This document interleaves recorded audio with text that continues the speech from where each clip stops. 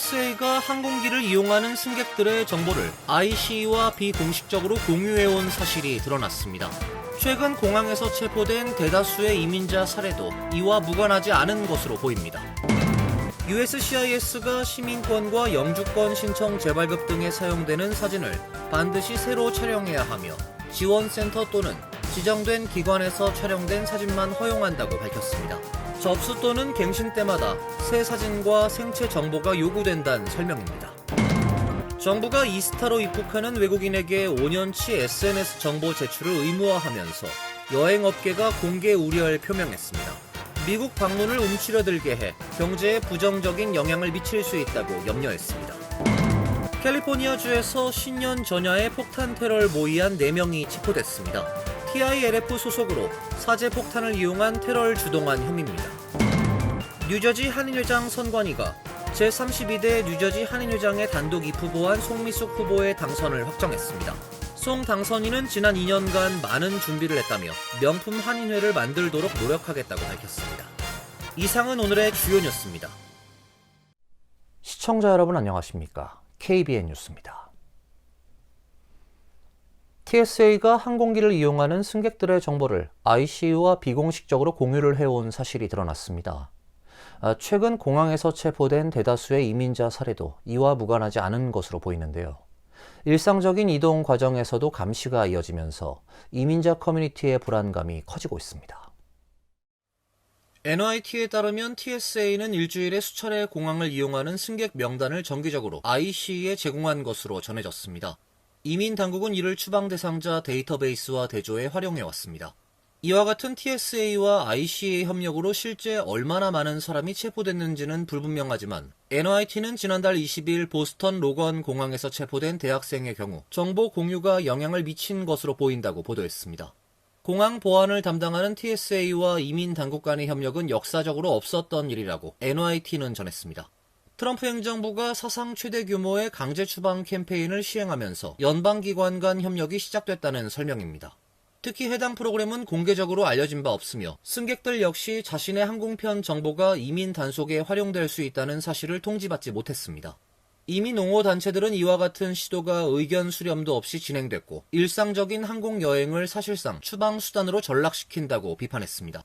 당국의 정보 공유는 다양한 신분을 갖고 있는 가정을 포함한 이민자 커뮤니티의 이동을 위축시키고 불안감을 더욱 키울 수 있다고 경고했습니다. TSA는 해당 임무가 교통 안전을 확보하는 수단으로 국한된다고 설명했지만 결국 보안 검색과 이민 단속 간의 경계를 흐리고 있다는 지적입니다. 이민 옹호 단체인 휴먼 라이츠 퍼스트는 공항 정보 공유와 체포 조치는 이민자들을 겁주고 커뮤니티를 공포에 떨도록 만들기 위한 시도라고 비판했습니다. USCIS가 시민권과 영주권 신청 재발급 등에 사용되는 사진을 반드시 새로 촬영해야 하며 지원센터 또는 지정된 기관에서 촬영된 사진만 허용한다고 밝혔습니다. 일반 신청서는 3년 이내 사진 재사용 가능이 원칙이지만 4개 양식은 접수 또는 갱신 때마다 새로 찍은 사진과 생체 정보가 요구된다는 설명입니다. USCIS가 각종 이민 서류에 사용되는 사진 제출 기준을 대폭 강화했습니다. 신청자가 직접 제출하는 사진은 원칙적으로 사용이 불가능해졌으며 USCIS 애플리케이션 지원센터 또는 지정 인증한 기관에서 촬영한 사진만 유효한 사진으로 인정됩니다. 사진 재사용 허용 기간도 서류 접수일 기준 최근 3년으로 제한돼 과거 최대 10년까지 허용되던 규정은 사라졌습니다. 새 규정은 지난 12일부터 발효됐습니다. 새 지침에 따르면 생체정보 예약 과정에서 촬영된 사진이 접수 시점 기준 3년 이내일 경우에만 기존 사진 재사용이 가능합니다. 이를 초과할 경우 새 사진 촬영을 위한 추가 생체정보 예약이 진행됩니다.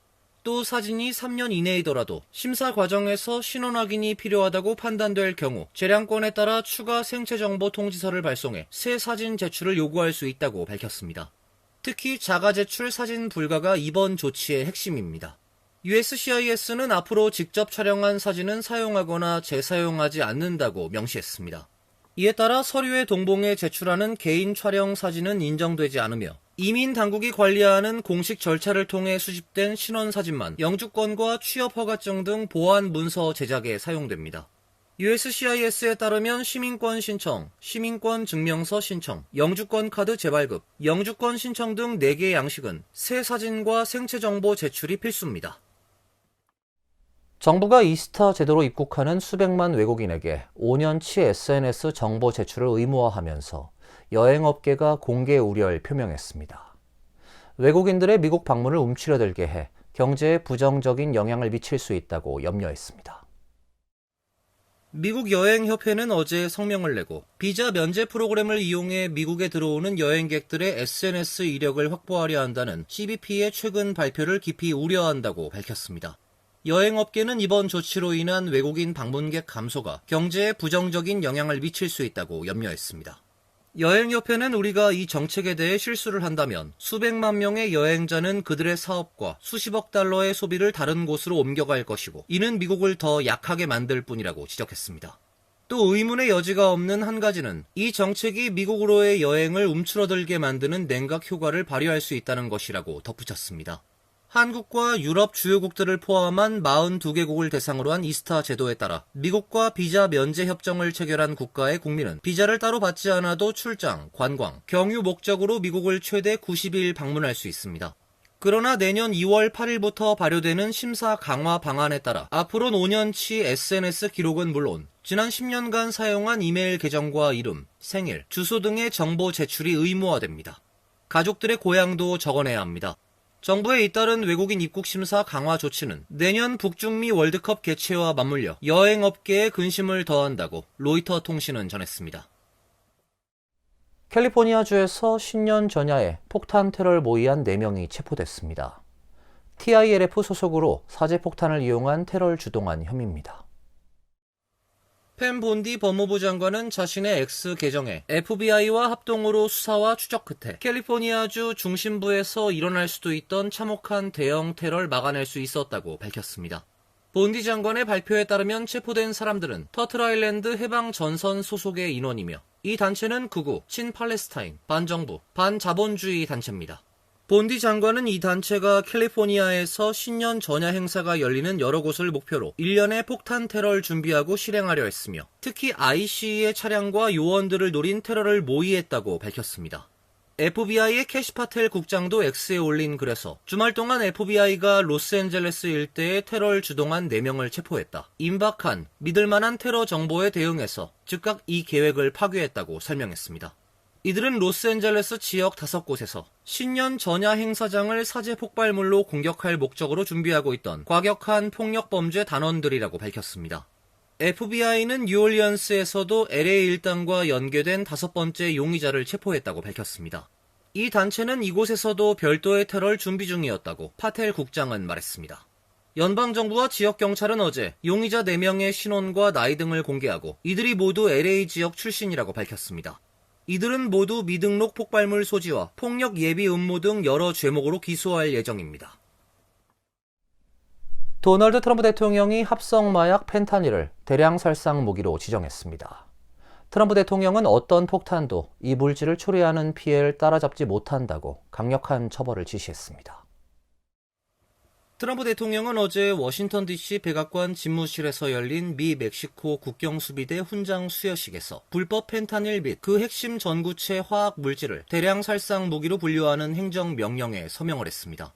트럼프 대통령은 치명적인 펜타닐이 쏟아져 들어오는 재앙으로부터 미국인을 보호하기 위한 역사적인 행정명령이라며 어떤 폭탄도 이 물질이 초래하는 피해를 따라잡지 못한다고 비유했습니다.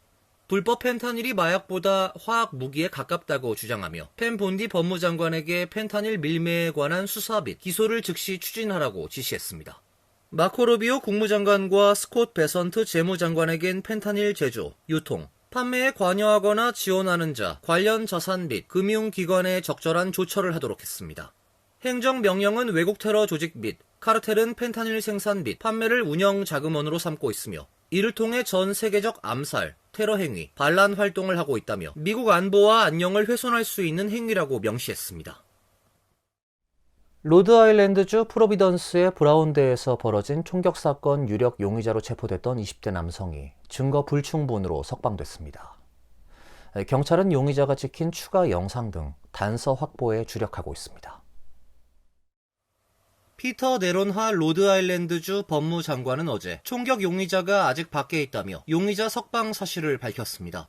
그는 수사를 하다 보면 상황을 정리하고 다른 방향으로 가야 할 때가 있다며 지난 24시간 동안 정확히 그런 일이 벌어졌다. 증거가 다른 방향을 가리키고 있다고 덧붙였습니다.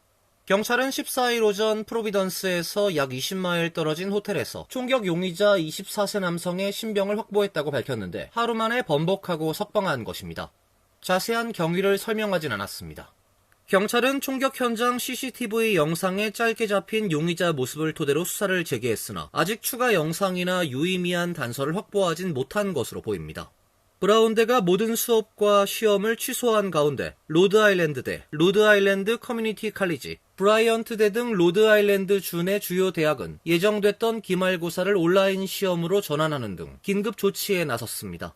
프로비던스 경찰 당국 발표에 따르면 범인은 13일 오후 9mm 권총을 들고 브라운대 공과대학 건물 강의실에 침입해 40여 발을 난사한 뒤에 도주했습니다. 이날 총격으로 2명이 숨지고 9명이 다쳤습니다. 한 차례 선관위원장이 사퇴하는 등 논란을 겪은 뉴저지 한인회장 선관위가 어제 제32대 뉴저지 한인회장의 단독 입후보한 송미숙 후보의 당선을 확정했습니다. 송 당선인은 지난 2년여간 한인회 이사장으로 활동하면서 많은 준비를 했다며 명품 한인회를 만들도록 노력하겠다고 당선 소감을 밝혔습니다.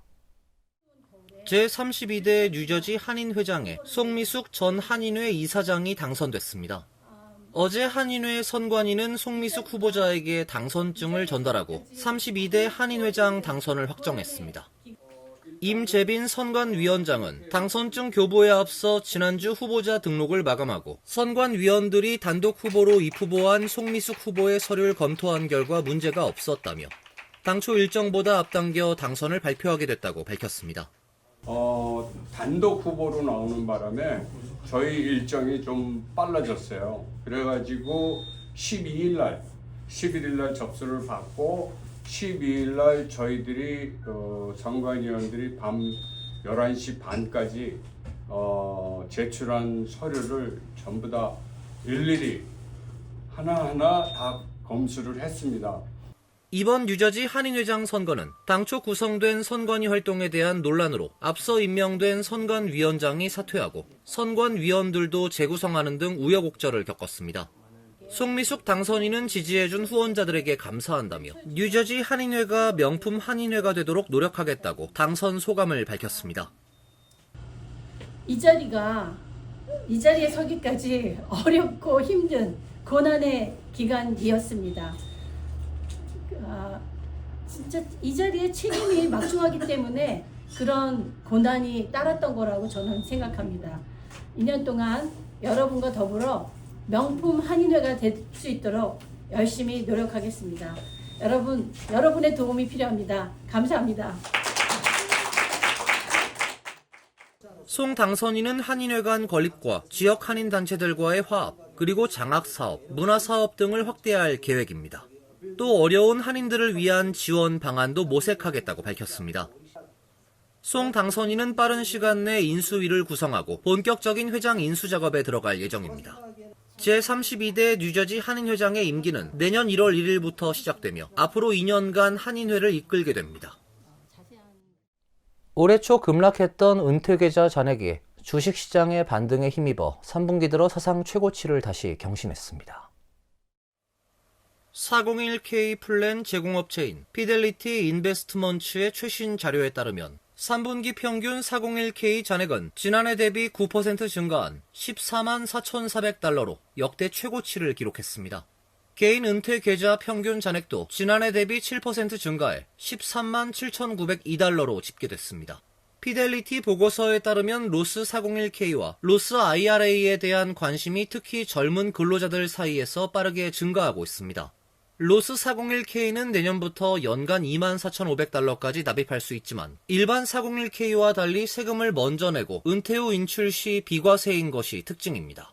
로스 IRA는 50세 미만 기준 연 7,500달러까지 세후 납입이 가능하며 마찬가지로 은퇴 후 인출 시 세금이 부과되지 않습니다.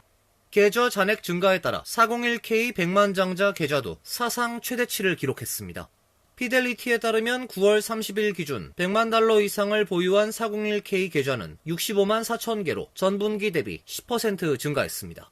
IRA 100만 장자 계좌도 같은 기간 11.5% 늘어난 55만 9,181개로 집계되며 최고치를 경신했습니다. 이어서 간추린 소식입니다. 캘리포니아의 스택스 바워스 갤러리는 지난 11일 경매에서 미국에서 마지막으로 주조된 1센트 동전 3종 세트 232개가 총 1,676만 달러에 낙찰됐다고 밝혔습니다. 1센트 동전 3종 세트는 지난달 필라델피아 조폐국에서 발행한 1센트 동전, 필라델피아 조폐국에서 발행한 24캐럿 금으로 된 1센트 동전, 그리고 덴버 조폐국이 발행한 1센트 동전으로 구성되어 있습니다. 3종 세트의 평균 낙찰가는 7만 2천 달러 이상을 기록했으며 마지막 세트는 80만 달러에 판매됐습니다. 각 동전엔 마지막 주조를 의미하는 오메가 마크가 새겨져 있습니다. 크리스티 맥널리 조폐국 국장 직무대행은 1센트 동전은 미국의 232년 역사와 함께해왔다며 특별한 세트를 구매해 이 순간을 영원히 기념할 기회를 국민들에게 제공하게 돼 자랑스럽다고 말했습니다. 뉴욕 증시의 기술주 중심 거래소인 나스닥이 주중 평일 거래 시간을 기존 16시간에서 23시간으로 늘린다는 계획을 발표했습니다. 어제 나스닥이 SEC에 제출한 신청서에 따르면 주중 평일 거래 시간을 기존 16시간에서 7시간 늘린다는 계획 승인을 요청했습니다. 거래 시간 확대는 내년 3분기 초를 목표로 합니다.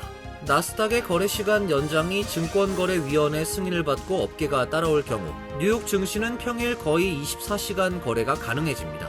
NYSE는 주중 20시간 거래를, CBOE는 24시간 거래를 추진 중에 있습니다. 뉴욕 증권거래소는 지난해 2월 잠정 승인을 받았으나 실시간 호가 시스템을 업데이트하란 전제 조건이 붙었습니다. 뉴욕주 게임위원회는 어제 퀸즈 플러싱 소재 메트로폴리탄 파크 카지노와 퀸즈 리조트 월드 뉴욕시리 카지노, 브롱스 발리스 카지노 등 3개 프로젝트 모두에 대한 카지노 면허 발급을 공식 승인했다고 밝혔습니다. 이로써 뉴욕주 정부의 카지노 설립 최종 승인 절차가 마무리됐습니다. 뉴욕 매츠 시리필드 주차장에서 세워지는 메트로폴리탄 파크와 브롱스 발리스 카지노는 2030년 개장 예정이며 리조트 월드는 2026년 1단계 확장 공사 후 2030년 2단계 확장 공사를 완료할 예정입니다. 뉴욕주는 지난 2013년 법률 개정으로 7개의 카지노 면허가 허용됐는데 10년간 유예됐던 뉴욕시를 포함한 남부지역 면허 발급을 마쳐 사업이 최종 완료됐습니다. 전미은퇴자협회가 지난 9일 발표한 2025년 노인이 살기 좋은 지역 탑 100의 인구 2만에서 10만 명 중소도시 부문에서 뉴저지 클립사이드 파기 1위에 포트린 2위에 선정됐습니다. 순위는 주택 가격과 교통, 환경 등 7개 범주에 걸쳐 생활비와 보행 편의성, 대기질, 상권, 의료 접근성 등을 종합적으로 고려해 평가됩니다. 인구 50만 명 이상 대도시 부문에서는 샌프란시스코가 전체 1위를 차지했고 뉴욕시는 7위에 올랐습니다. 롱아일랜드 나소 카운티와 뉴저지 버겐 카운티 역시 대도시권으로 분류돼 각각 8위와 10위에 랭크됐습니다. 환율과 증권 소식입니다.